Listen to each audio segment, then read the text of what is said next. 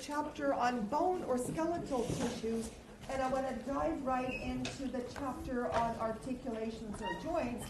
You know what my goal is, right? So on Monday, in lecture, we'll have as much time as we can have to review for our first lecture midterm, which happens on Wednesday of next week, Wednesday, February 15th. So you have like the little breakdown of material per chapter, and again, over the weekend, if you have any questions, please jot them down, and we'll address those on Monday of next week. All right, so please listen up. I'll give you a lot of questions, a lot of answers, and a lot of tips for how to really maximize and do really, really well on the first lecture and midterm. All right, so on Monday a couple of days ago, 2 months ago, on Monday we talked about skeletal tissues, and we kind of finished with a discussion of the two types of bone tissue, which would be the outer would be compact or dense, all right, and deep to that, remember we have the Swiss cheese situation, and that would be spongy bone. It would make sense that on the outside we have this, at least, with a microscope, solid looking bone for protection, and kind of the Swiss cheesy, more kind of breakable, fragile stuff would be deep to that. We didn't talk about the specifics of compact or spongy bone.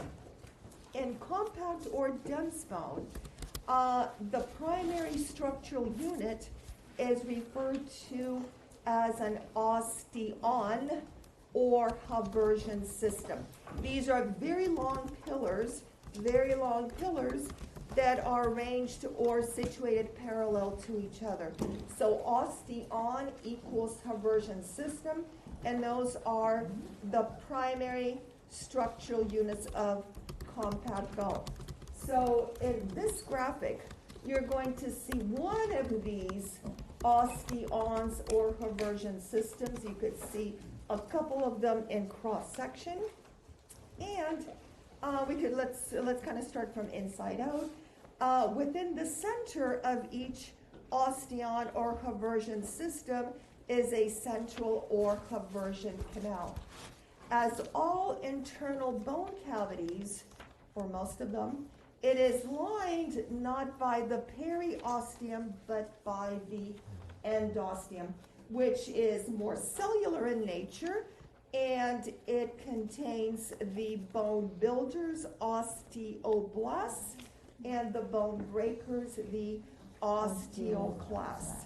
So there's a lot of building potential within the endosteum, the periosteum as well, to be sure. So at the center of each of these osteons is that canal called the central or Haversian canal. What's present in there? We know it's lined by the endosteum, but within the central canal, we have blood vessels and nerves. Bone doesn't have much in the way of lymphatics, so blood vessels and nerves. So that's a vascular unit in the center. Now, going around the central canal, kind of looking like the growth rings on a tree, are layers of bone matrix, layers known as lamella. Lamella, lamellae, you put an E at the end, make it sound plural. Of course, I'm never going to ask you to know the difference in spelling. But again, we have the central canals, and these are the lamella.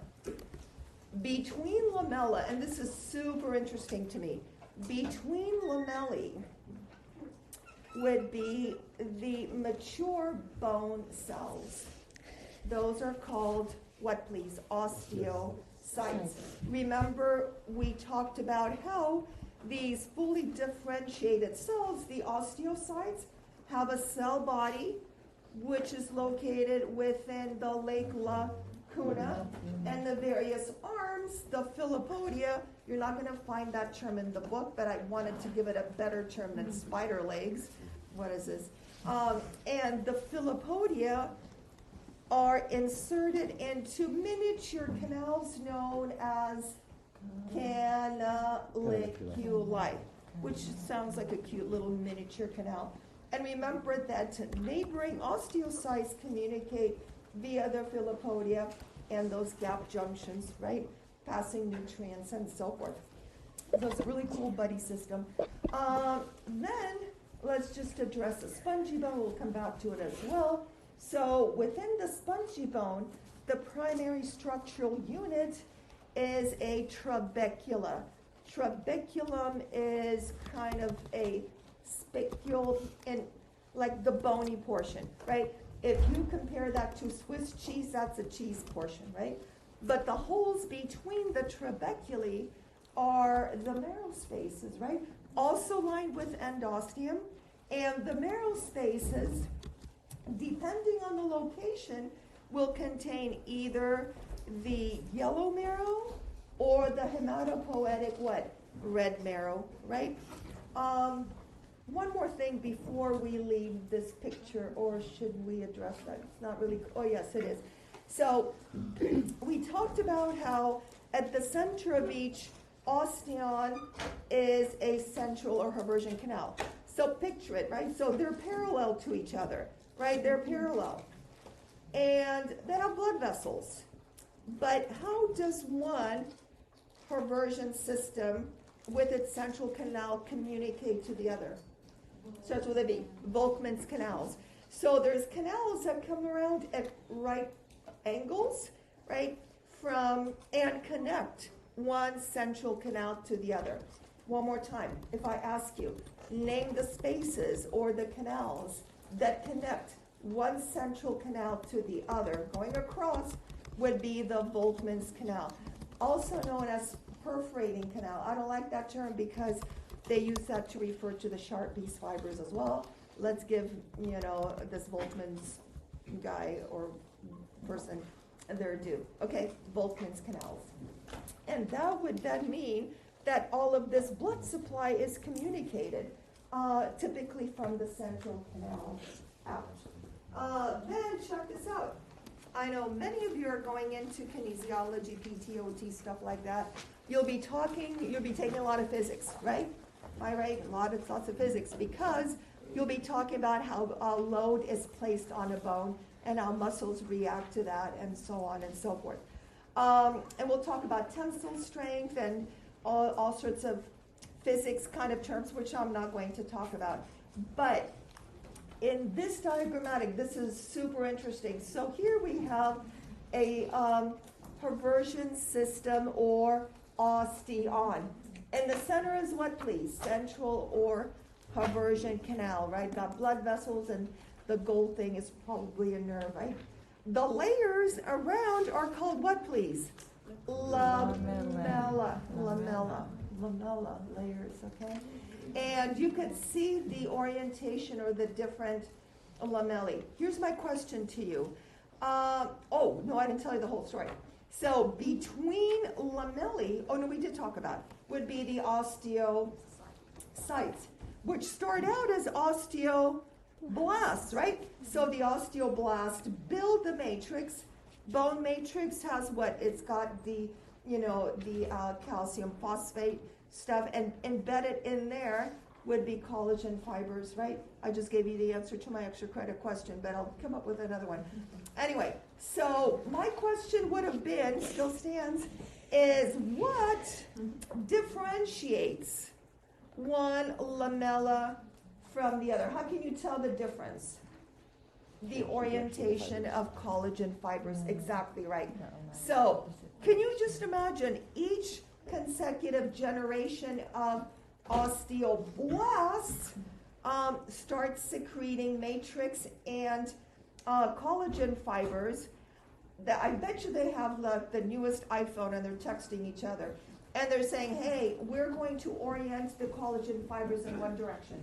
Okay? Then those cells become the osteocytes, right? The next generation of osteoblasts, they coordinate how they lay down that collagen. Isn't that interesting? Why is this really important for bone strength? Because you can't really pull it apart, right? Because you have these superimposing. Exactly. So one generation or one orientation of the collagen fibers is in one direction. The other one is the other direction, right? So that gives this bone a lot of tensile strength. You can't really pull it apart very easily. Okay. Okay. Then let's see, just one more picture over here. So this is like a little pie wedge thing of an osteon. And again, here are the now mature osteocytes, right? They're sitting within lacuna. Canaliculi connect through the filopodia and so forth. And this is, you could see it there would be right at the boundary between the lamellae. The way you could see the lamella would be, again, what? The orientation of the collagen fibers. Architects and engineers study natural systems to apply it to, things like reinforced concrete and things like that. So nature, nature knows way better than we do. Now, spongy bone is also called trabecular bone because the primary unit of spongy bone would be these little trabeculae, little spicules of bone, right? And within it, you would have a little incomplete lamella. So again, there's much more to the story, but I think you get the basics. And what do you call the spaces between the trabeculae? You would call them the marrow spaces, exactly. Marrow space is aligned by endosteum, right, with the blasts and the clast cells in there. Okay, and again, depending on where in the skeletal system we're referencing the marrow spaces, it would be, it's mostly yellow marrow, right? Very important fat storage, but axial skeleton, proximal epiphysis of the humerus and of the femur exactly would be what? Red marrow, right? Blood forming tissue. All right. We're going to be, the week after the first lab exam, we're going to start looking at the skull. You think the hand is a lot? Oh, no. The skull, oh, you will cry. No, you won't. Because it's fascinating. The skull is my favorite. There's so many parts to it, and it contains the brain. Come on, how cool is that? Anyway, we'll get to the skull. I leave it to the very last. The book starts with the skull, which is kind of, so many drops, right? No, so kind of easing you into the skull. You're going to really enjoy the skull. But on the skull situation, we'll talk about all the bones. Yes, you need to know everything in the book. You're going to love it. We have this kind of sandwich situation in most of the skull bones. Probably heard of frontal, parietal, occipital. Anyway, so if you do like a little cross-section through, this would be between the frontal and parietal bones, doesn't matter. You have 2 layers of compact bone, right? And sandwiched between would be that spongy bone, and they give it a cute little name, and that would be, I'm not sure what the little diplo. So they'll talk about the diplo. And that would be the spongy bone, present between 2 plates of compact bone, present in skull bones only. Not all of them, but many of them. That gives it a lot of strength as well. Our heads are stronger than everything, probably. And again, you see the trabeculae over here, the marrow spaces between. And let's go back to this one, because I kind of like this picture as well. This is really a cool preparation if you know what you're looking at. It takes a while because the colors are kind of weird. But you have the trabecula, right? That's the bone part. And this would be that marrow space.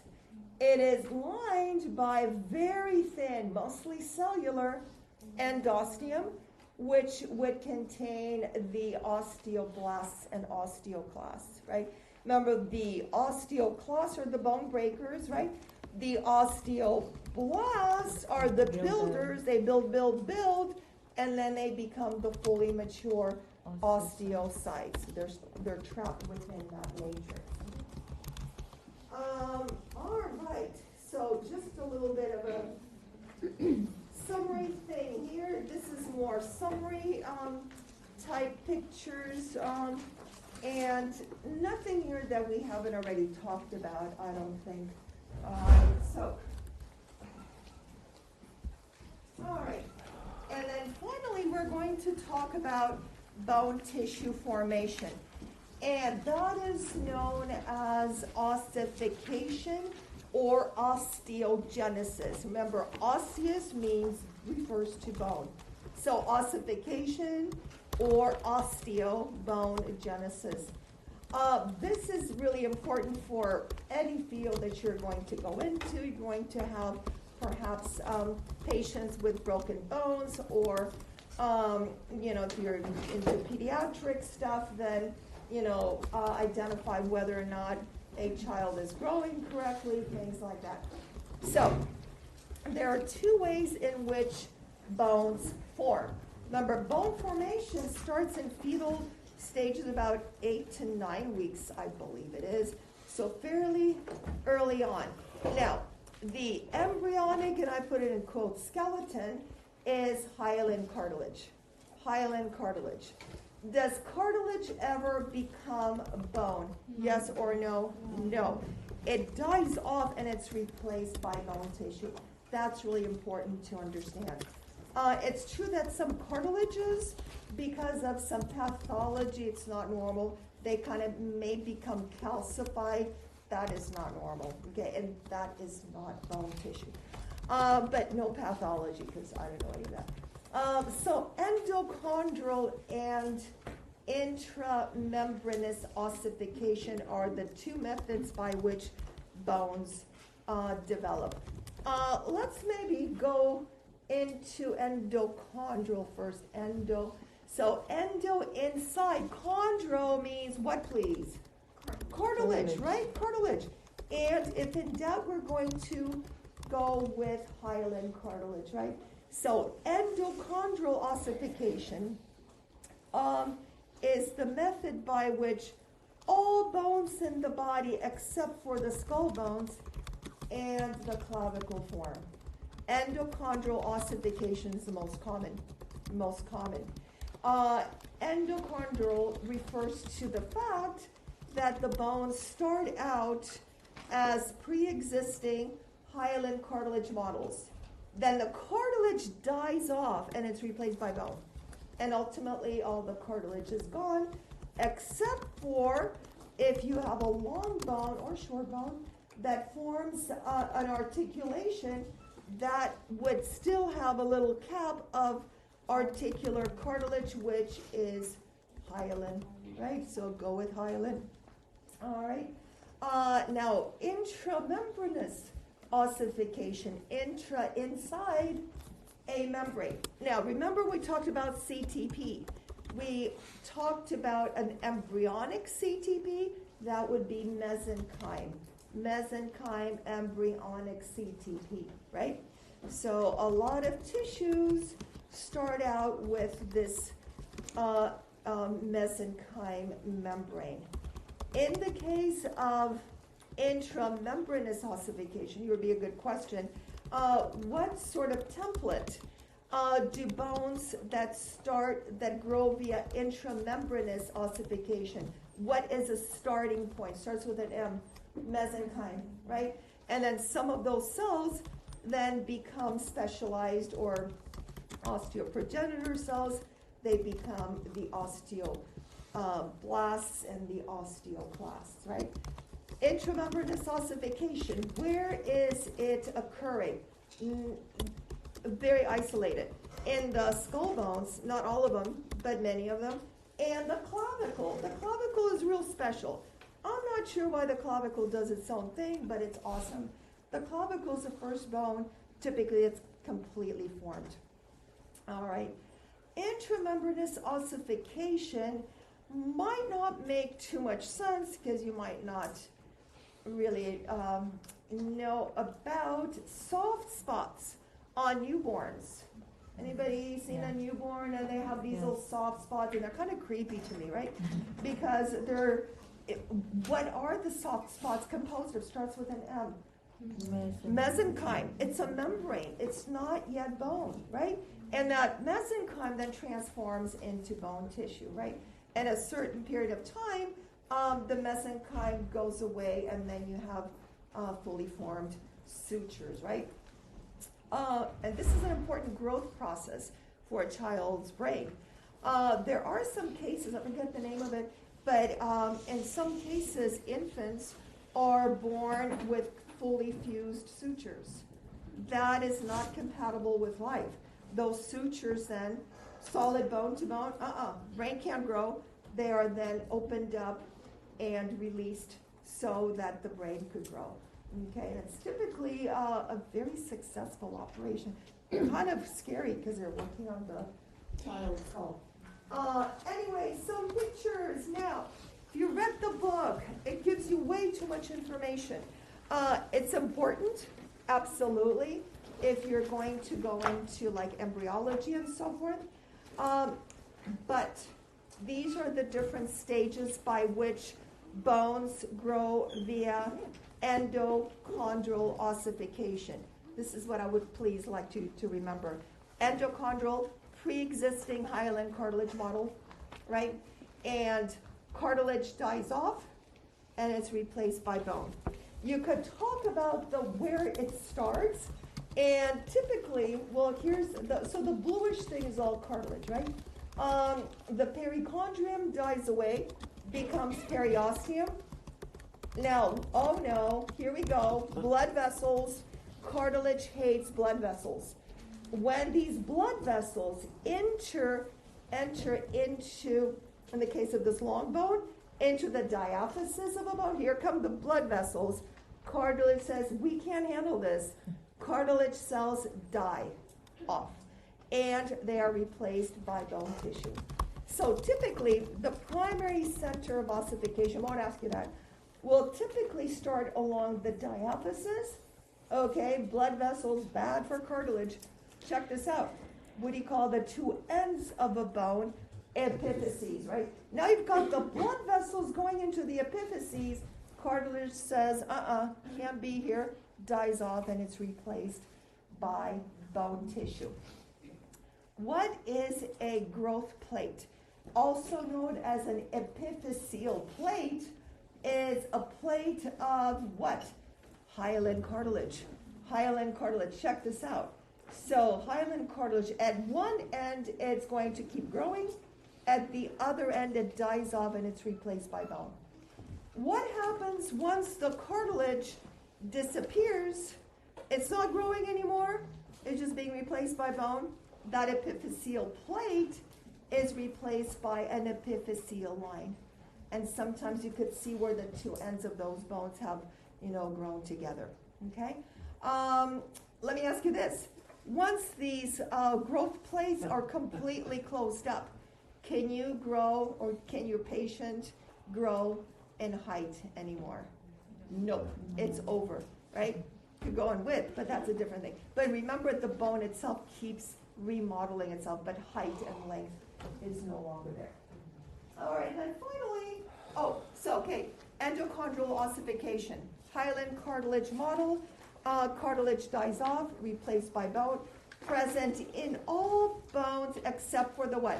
Clavicle and the skull bones. Awesome. Now, intramembranous ossification, no, skull and clavicle. Again, I'm not sure why the clavicle is so special. But here we have not hyaline cartilage model, but pre-existing what? Membrane called the mesenchyme membrane, okay, which is a CTP. That then becomes specialized to form bone tissue. And the soft spots are called fontanelles, by the way. Fontanelles are the soft spots. I think I have that in another slide bank. A fontanelle is a soft spot. So you've got the frontal and one in the back. And they have different schedules for when they are normally closed off, right? Fontanelles. It's kind of a cool term because it means a little fountain. So, the soft spots, you can sort of see the blood. Mm-hmm. Oh, I don't know. Kind of makes me nervous. But kids are very, very resilient. Okay, now we're going to do the last chapter towards the first midterm, and that is on joints or articulations. And here is an x-ray of me doing, no. Yoga. How is that even possible? Look at that. No, I would break body parts. Anyway, so joints or articulations, important to look at as well. All right, here's some not so fun facts, or some facts. Okay, arthritis, that's not fun, but arthrology is the study of articulations or joints. Arthrology. Arthritis, leading cause of disability. Leading cause of disability in the U.S. I'm not sure about other countries. I'm sure it's pretty close to that. Leading cause, that's a lot. When you think of arthritis, typically the kind of wear and tear arthritis is called osteoarthritis. But there's, can you believe this, over 100 types of arthritis. Some of them are very uncommon, but depending on what part of the joint is affected. By the way, all this pathology stuff is just kind of to give you more interest in clinical correlations. I'll never ask you any pathology, but I think it makes things more interesting, right? You say, oh, learn all the joints. Well, why? If you're going to deal with patients, you're going to be helping patients with arthritis. Most common osteoarthritis, look at that, 54 million people. And, oh, look at that, 50% of people 65 years plus will develop arthritis. Oh, I'm not looking forward to that. Maybe I won't be in the 50%. Anyway, so let's talk about some words, and then we will kind of break it up into more usable parts. Is that, oh, okay, that clock is, well, it's an hour ahead. All right, so classification of joints. So joints, articulations. Now, we could talk about the classification of joints either based on the degree of movement, and that's kind of sort of a functional perspective. So, for example, can all joints or are all joints movable? Look at the skull, the sutures in the skull, those are joints, right? They're not very movable, right? Or probably not at all. So, such joints are called synarthroses. I'll tell you what to focus on in just a bit because there's a lot of words here. Then we have some slightly movable joints. Slightly movable joints. Can you give me an example of a slightly movable joint? Well, at the knee joint, what could we do at the knee joint? We could extend and would flex. That's cool, right? Is there any medial or lateral rotation at the knee? Very slight. That proximal fib joint has slight mobility. All right, so joints that are only slightly movable are called amphiarthroses. And then freely movable joints are called diarthrosis. Diarthroses would be your synovial joints.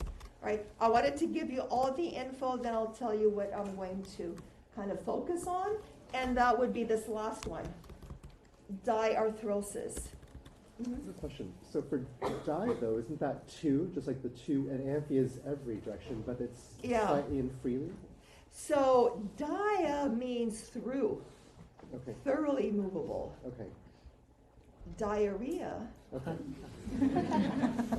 Yeah, but yeah, I know what you're saying. You put the A in there, it means thoroughly movable. Okay. Yeah. Mm-hmm. Di means two. Okay. Diarthrosis would be, I don't know, there's no such thing. Okay. Dia means through. Sorry. But you know what we're talking about? Well, you'll never think of diarrhea the same way. Thoroughly movable. Okay. Anyway, the freely movable diarrhea, I was going to say diarrhea. Diarthroses would be your synovial joints. So my point, what was my point? My point is synarthrosis and amphiarthrosis, cool names, I'll never ask you. Okay, diarthrosis, absolutely, because most of the joints in the body are thoroughly movable, right? and thoroughly movable joints, structurally speaking, are called what? Starts with an S. Synovial joints. With synovial. You got it. That's cool. Now, according to structure, this is what I want you to focus on. Why? Because it's easier. And we are anatomists, so it's all about us. So, as far as the structure is concerned, we have fibrous joints, cartilaginous joints, and synovial joints, right? So this has to do with the structure rather than the degree of movement. There's some correlation, absolutely. We'll talk about that. So fibrous joints, and fibrous joints, fibrous, kind of sound like fibers, right? In fibrous joints, the two bones are joined by, take a wild guess, by fibers, right? And most of these fibers are, if in doubt, you go with what? Collagen, right? There's collagen everywhere. Come back to that. Fibrous joints have no joint cavity. Examples of fibrous joints would be the beginning of the formation of sutures, fibrous joints. I'll give you some more examples as well. In cartilaginous joints, what would be the main material connecting the two bones? Take a wild guess. Cartilage. Okay. Now we've got a choice of 3 types of cartilage, right? That would be either collagen, hyaline cartilage, or elastic cartilage, not part of it, and fibrocartilage, right? So come back to that as well. And then finally, we've got the most common, very movable joints, synovial joints, syn together, ovum, eggs? No. Nobody could afford eggs anyway, right? Have you been to the grocery store? What's the chickens, poor avian flu. Anyway, that's a different topic. So synovial together with egg, because the synovial fluid kind of sort of resembles raw egg white. Okay, it's less viscous than that. But like if somebody has water on the knee, it's more like egg white, I guess. Alrighty, here we go. We're going to start with fibrous joints and progress to synovial joints. All right, so here we go. Fibrous joints, sutures, syndesmosis, and gymphosis. Flashcards, right? So in sutures, this is easy. Sutures you've heard of. Those are fibrous joints between the skull bones, right? These are all sutures, except for, what is the only movable joint in the skull? Otherwise, it wouldn't be able to be called. The jaw. The jaw, the temporomandibular joint, the TMJ is the only synovial joint in the skull, right? All the others are what, please? Sutures. They're all the rest of them are sutures. Now, they're united by fibers, and again, it's mostly collagen fibers, right? I do want you to kind of remember this word, synostosis. Syn together, osseous together with bone. Basically, as the sutures, bones of the skull, collagen fibers, they get closer and closer, they interdigitate. And once the collagen is gone, it's really no longer a fibrous joint. Starts out as fibers, but it would be bone against bone. And that's known as a synostosis. So maybe a good way of putting it is that a fully mature joint is a synostosis. And again, on Monday, if you want to come in on Monday, I'm going to give you all the information on the first midterm. It's fine. You'll be bored. Then we have a syndesmosis. Syndesmosis, syn together. Desmosome, ooh, that should ring a bell, right? So like connections between epithelial cells. So syndesmosis held together by ligaments. Now, we talked about, except for Wednesday and Thursday, today and tomorrow we'll talk about the lower limb, right? but Monday and Tuesday anatomists. We've got the tibia and the fibula, right? And there's a joint on top that would be the proximal tibiofibular joint, right? And then there's a distal tibiofibular joint, right? Sort of like similar, remember radius and the ulna, we got the proximal and distal radial ulnar joints, right? So there's proximal and distal tibiofibular joint. The proximal tibiofibular joint is a synovial joint. So in the knee, don't do it. You don't want to go with Steph Curry. You've heard Steph Curry, right? He's got an issue with, his proximal tibiofibular joint. Steph Curry, send him a text, say, hey, sorry about your proximal tibiofibular. There's a little ligament there that he tore, okay? But the proximal tibiofibular joint is a synovial joint. Gives you slight, very slight medial and lateral rotation at the knee. Very slight. The distal is not a synovial joint, it's a syndesmosis. Distal tibiofibular joint. There's others, but for the sake of any exam, I hate to bring that up. I'm also taking a course right now, so it's like the nightmare of exams is upon me as well, so I feel ya. Syndesmosis, distal tibiofibular joint, and you're good to go. Okay? And then finally, gumphosis. That's an easy one because it sounds like gums, right? But gumphosis means like a socket and a peg joint, right? And in gumphoses, the teeth are attached to the little indentations in both the maxillary bones and the mandible. Those little indentations are known as the alveolar margin.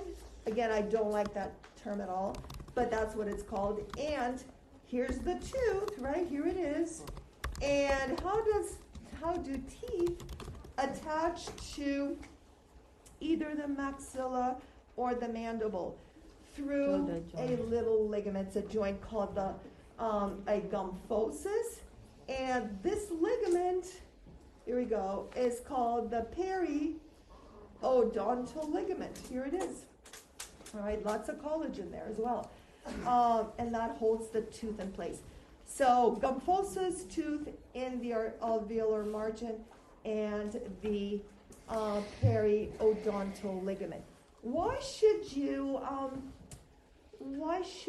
brush your teeth? Okay, yeah. I just had a question. So, are all synovial joints, are they all diaphragms? Yes, perfect. So, exactly right. All, and that's absolutely all, without exceptions. All synovial joints are diarthroses, right? So the synovial portion references the structure, and diarthrosis, freely movable. One more time. All synovial joints are diarthroses. Okay? Diarthroses, thoroughly movable. But does that mean that the proximal tibiofibular joint is diarthrosis? And it's not freely movable, but we'll go with it. But we can call it diarthrosis. Absolutely. Right.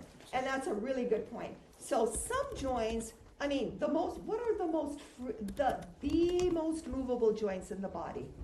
I don't know. It's probably, is it the shoulder, right? Yeah. You could do all sorts of stuff. The elbows. Look at all the things you could do, right? The hip joint, yeah, okay. But your question is awesome. If we're going to call all these freely movable joints or all synovial, we'll go with yes. But the smaller ones are less movable, right? Because you have big joints, right? Big joints, more movement. And the smaller synovial joints are still movable, but they're not as movable. Yeah. If you want to call the proximal tibiofibular joint an amphiarthrosis, that might be okay. It's probably a better term, but let's just give it a blanket statement right there, right? Now, the joints between the costal cartilages and the sternum, what kind of joints? They're synovial joints, right? Because it elevates the rib cage. So we'll just make it real simple. All synovial diarthrosis, everybody's happy. Okay. So, what were we talking about? Oh, brushing teeth. Okay. Why should you? okay, how about, why is tooth hygiene important? Why can you lose your teeth? Well, if you're not going to be brushing your teeth or flossing or whatever, okay, and you just ate a donut, maybe that's me, okay. So you just had something and piece of Krispy Kreme is right here, right, it's there. And then what happens? Bacteria show up and they start eating things up and they produce a lot of, chemicals that could actually break down the collagen. Oh, that's not good, right? So then we're breaking down the collagen and we're messing with the what? Periodontal ligament, so you could lose teeth. So brush and floss going on. Then what do we have here? Oh, I don't think this is in your slide bank, but why not? Oh, even more gross stuff. So the pathology, again, I'll never ask you, but my mother was a dentist. She's no longer with us, but this for you, Mom. She always says, she would always show me all these pictures, but yep, you go and floss, right? Look at that. Now, here, not only is the gum inflamed, but the periodontal membrane gets messed up, and you might have bone loss, right?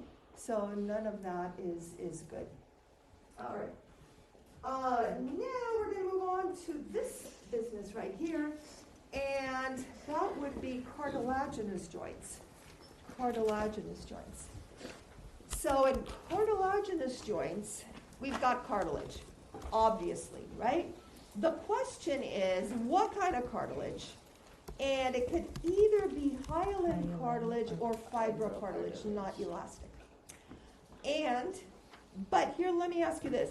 Synovial joints also have cartilage. So what differentiates a cartilaginous joint from a synovial joint that also has cartilage? Joint cavity, right? In the case of cartilaginous joints, we've got bone, cartilage, bone. There's no joint cavity. So there's no synovial fluid, and the movement is really quite restricted, right? So in synchondroses and symphyses, let's go with this one. Symphysis, well, we'll learn both of them, right?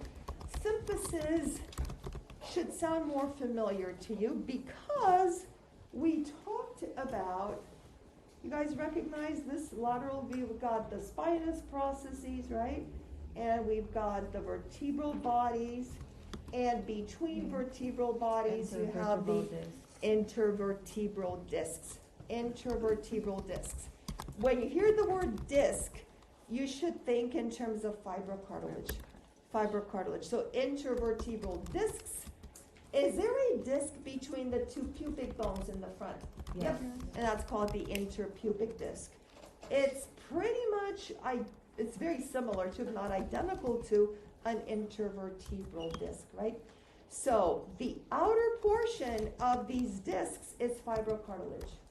Fibrocartilage. And the stuff inside, that would be the jelly material, which is not cartilage. It's kind of some weird, anyway. So it's jelly.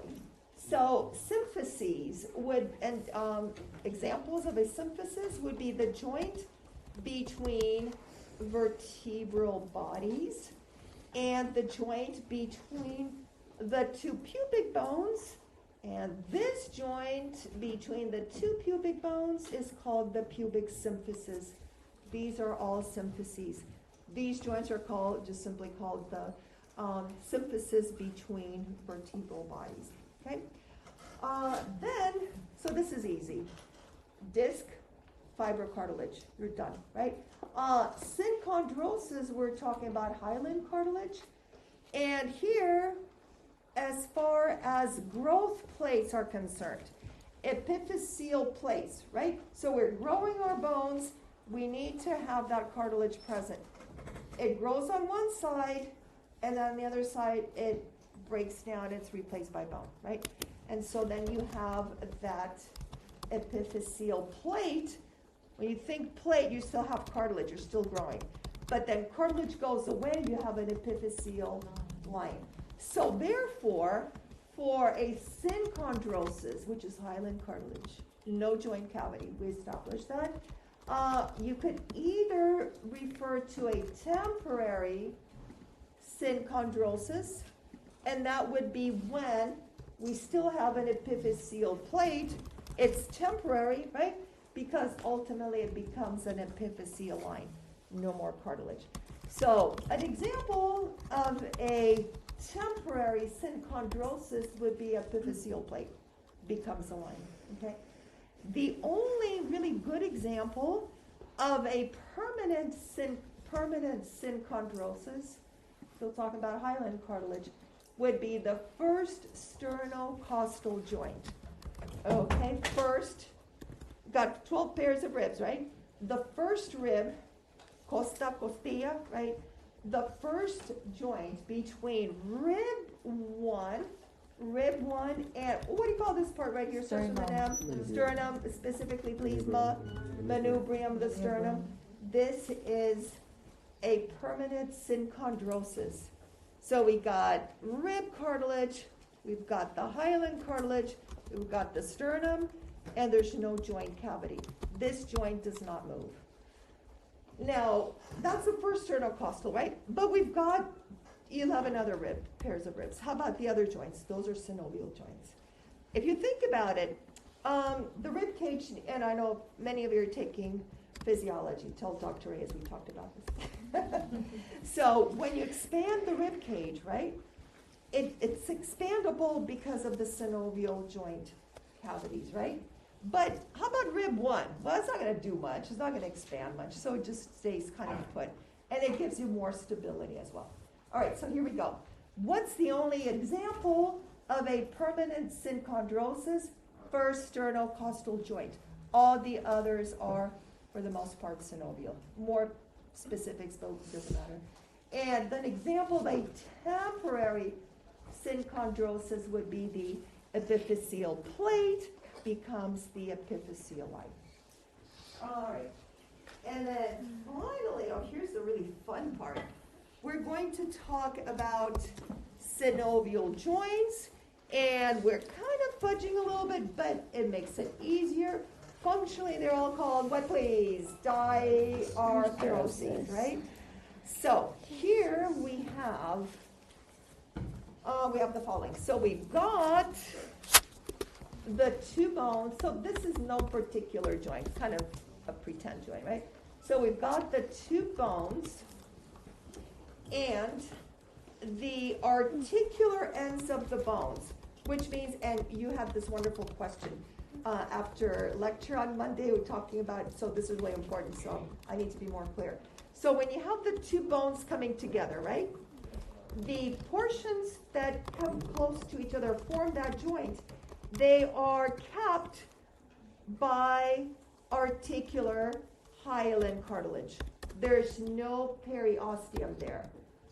An in-class extra credit question is brewing in my mind, just so listen carefully. Okay, so we've got the two articular ends of the bones. They are covered by what? Articular cartilage. What kind? Hyaline. There's no periosteum there. Okay, we've got the hyaline cartilage. So articular cartilage, we've got that, right? Then we have an articular capsule. Okay, good. The answer is not on the slide. I'm just checking. Okay, so the articular capsule has two parts. Articular capsule. This is a kind of waterproofed thing, right? So you're not going to have this fluid leaking out normally. And the articular capsule has two parts. The outer is a fibrous layer. Fibrous. Listen up. It's coming. And deep to that would be a synovial membrane. It's the synovial membrane and the cells therein, usually fibroblasts, and other cells contribute as well. That membrane forms the synovial fluid. Okay? When the synovial membrane is exacerbated, maybe there's, some arthritis thing or, physical trauma, that membrane will overproduce synovial fluid. And then you get things like water on the knee, things like that. All right. And then let's see. We have ligaments. What do ligaments connect, please? Bone to bone. What kind of tissue are they? They got it. Dense, regular connective tissue. Here's a question. You all ready? How does the ligament attach to the bone? One word answer. Periosteum. What word? You're getting there? One word answer. Periosteum, we're getting there, but that's too general. Perichondria? No. If in doubt, you go with what? Collagen. Collagen fibers, right? But Andrew, you're right too, because the periosteum, everybody gets 2 points. I remember you, unless you're not here. Who's not here today? Everybody's here. Okay. So periosteum is the outer thing, right? It's got the fibrous component, which has starts with a C, collagen, right?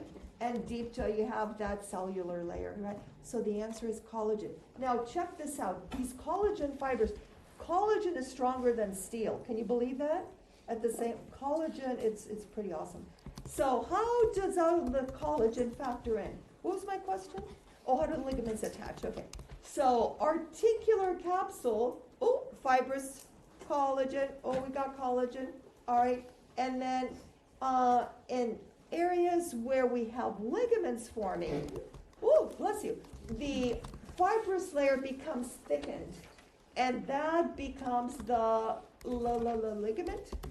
Okay, ligaments, tendons, dense, regular, CTP, again collagen, and the outer portion of the periosteum, also collagen. So all of these elements are linked together. Isn't that the coolest thing? So these structures are very, very strong. And oftentimes in different sports injuries, depends on the age and so forth, typically a bone will break before any of these tendons or ligaments will break. That's how strong they are. The attachment is very strong. Good answer. Okay. Then we're going to talk about bursa and tendon sheets. Bursa and tendon sheets. So you've heard of bursitis, right? Bursitis, sometimes tennis elbow or golf elbow, I'm not sure. And tendinitis. So what are those? Well, associated with many synovial joints would be bursa, which are bags of synovial fluid. So they're typically external to the actual joint cavity, right? And here is, remember our friend the humerus, and that would be the glenoid cavity. And remember, you go to Greece, you go to the Acropolis, acromion process, remember that? So there's this bursa, there's many, by the way. The shoulder joint is pretty tricky, but here is a bursa called the subacromial bursa. I will not ask you that, right? They all have, the major ones have names. And this is a bag full of synovial fluid. What does that accomplish? It kind of makes that movement easier, right? Kind of lubricates, right? It cushions and it protects as well. Whereas rolls and lessens friction. Okay, so that's the typical thing. Rolls, how does it roll? It doesn't really roll, so that's not a good word. That's not my term. Squishes. I like squishes. So it squishes and lessens. I like squishes better, okay? But then we also have tendon sheets.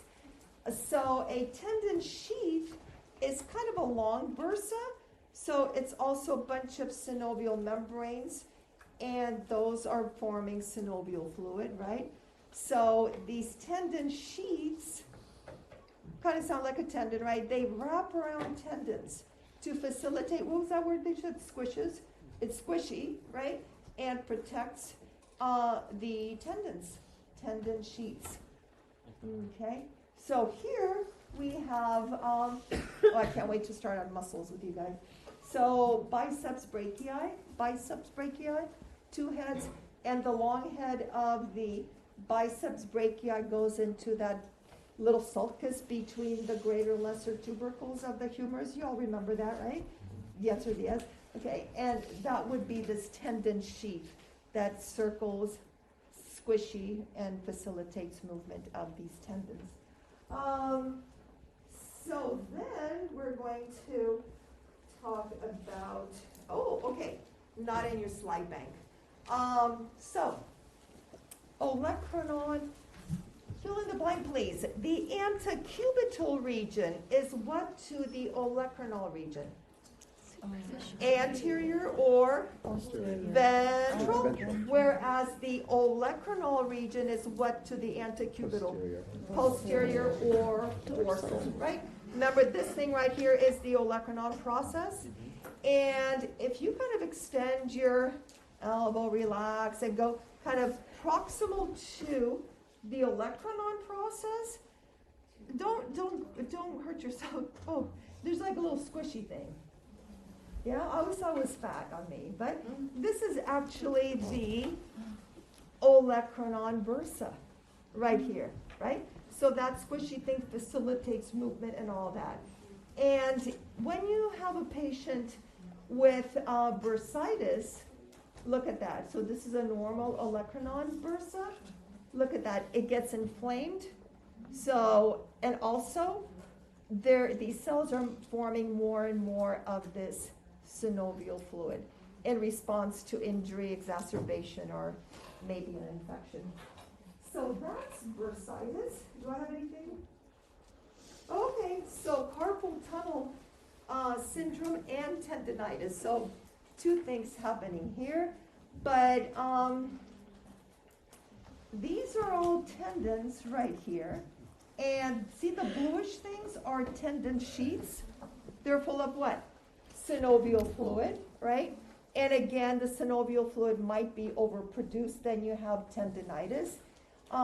And also, in the case of carpal tunnel syndrome, why is it so painful? Well, there's this connective tissue band called the flexor retinaculum, kind of holds down all of the tendons, right?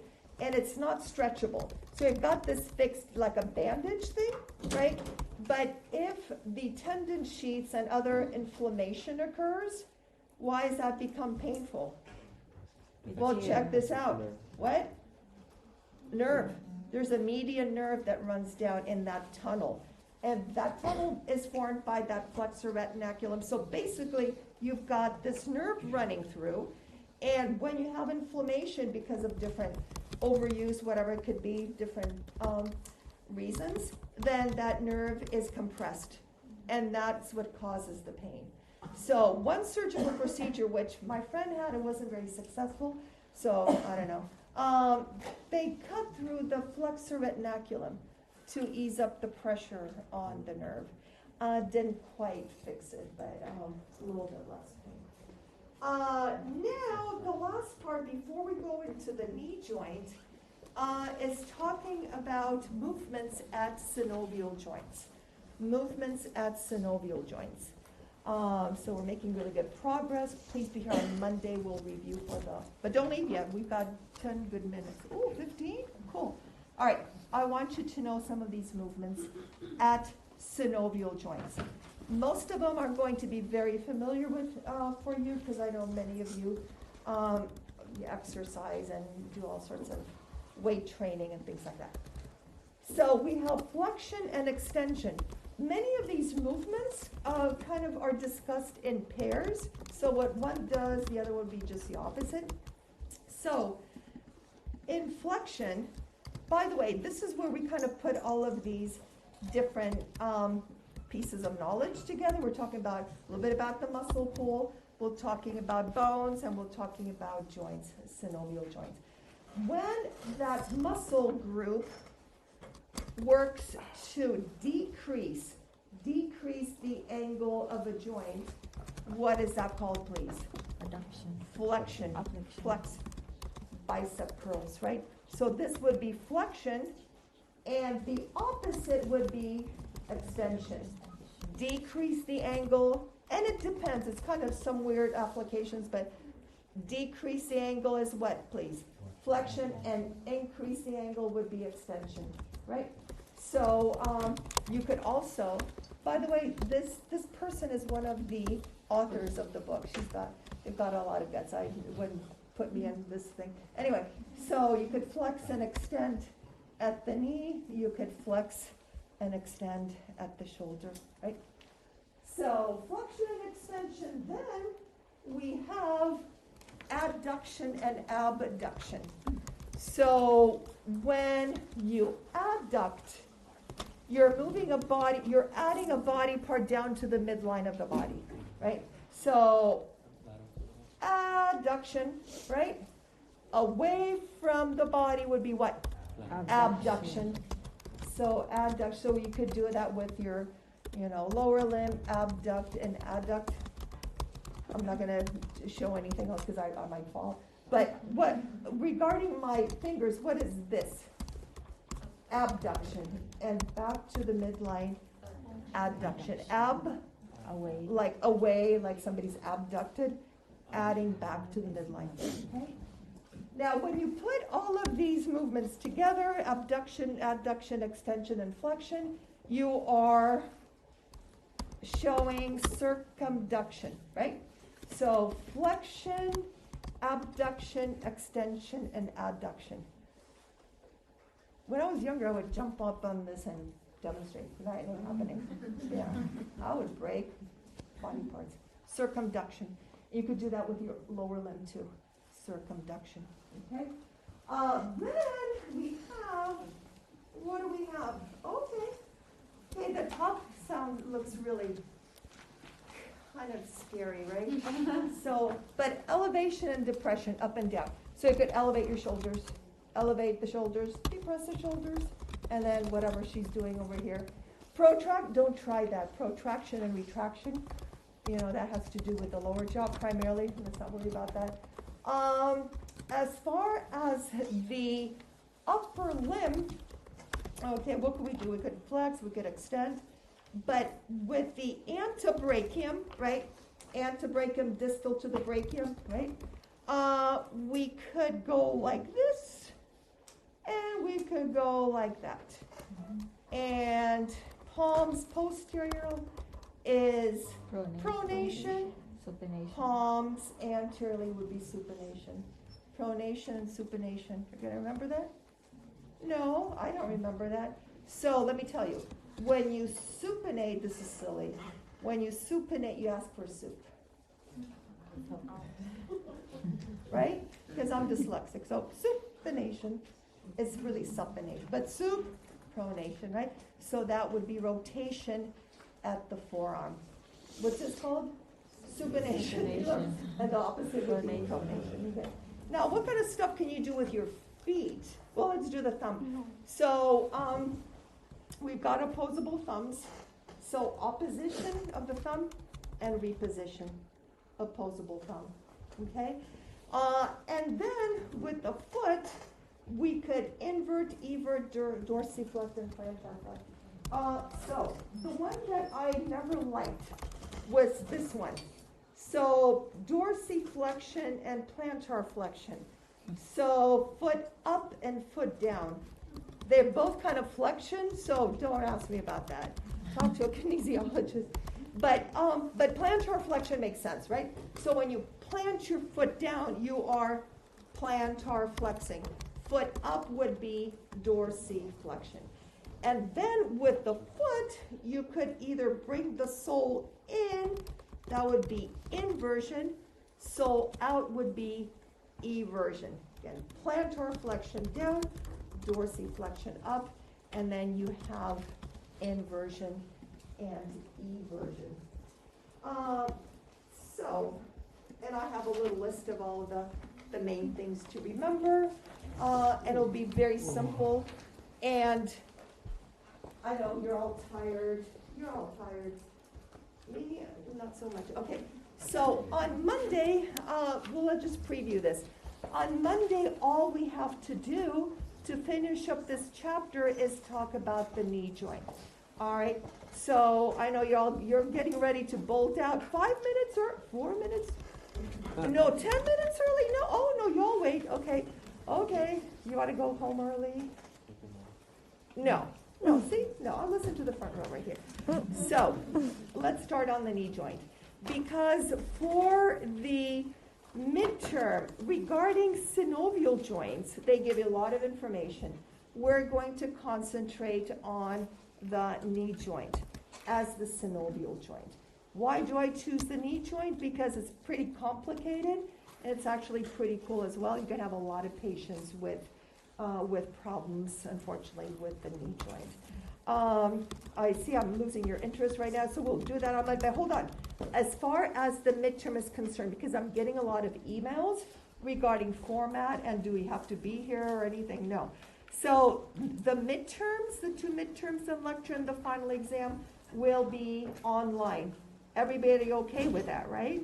If you're not okay with that, you could come in, we could hang out, you could do a written thing. Ain't nobody gonna come in to see me, right? Okay, so make sure that you have, but the time will be this, I cannot switch the time. It's not gonna be any time during a Saturday, right? The midterm will be on Wednesday, February 15th, right? From 9:15 till 10:15. You could take it at home in bed, I don't care, right? You could come in here, you could take the exam wherever you want to. On Tuesday, I'll send an announcement. Everybody's able to get the announcements on Canvas, right? So I'll tell you, hey, set your alarm clock. And the exam is 50 questions. It's hold on, mute yourselves for a second. Okay. So the exam is 50 questions, multiple choice. You get 2 points per correct answer. All right, 9:15 till 10:15. It's on a Wednesday, so just heads up for the Wednesday anatomists, we will have lab on Wednesday, right? But you don't have to come in to, you want to say physically, you don't have to come in. You could take it wherever you want to, not whenever. Okay. All right, you guys go home now. Oh, no, not Wednesday, folks. I'll see you in a little bit. All right.